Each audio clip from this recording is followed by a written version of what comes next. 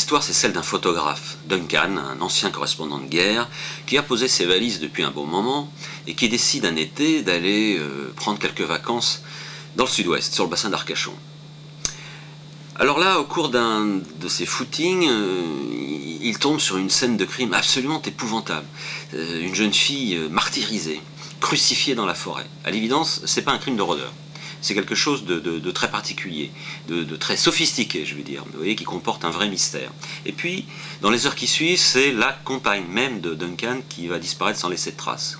Et alors, le voilà tout à coup indissociablement lié à cette horreur qui ne va cesser de s'emballer, qui va le projeter dans une sorte de film macabre et l'entraîner jusqu'au bout du monde, jusqu'en Thaïlande et en Birmanie, à la recherche du tueur. Et le moins qu'on puisse dire, c'est que la partie n'est pas égale.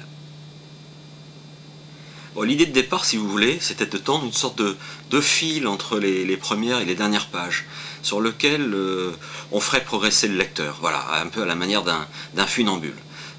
Au-dessus du vide, sans qu'il puisse se reposer, sans qu'il puisse absolument s'arrêter avant d'avoir avalé la totalité des 600 et quelques pages. De ma vie, non, mais de certaines de mes expériences, certainement. Vous savez, je pense qu'il est difficile d'écrire ce genre de livre sans puiser un peu, à un moment donné, dans votre jardin secret ou dans celui des autres, enfin, voilà, si c'est possible. Je pense pas qu'on puisse inventer ce genre d'histoire sans avoir mis, d'une certaine manière, à un moment donné, soi-même la main à la pâte.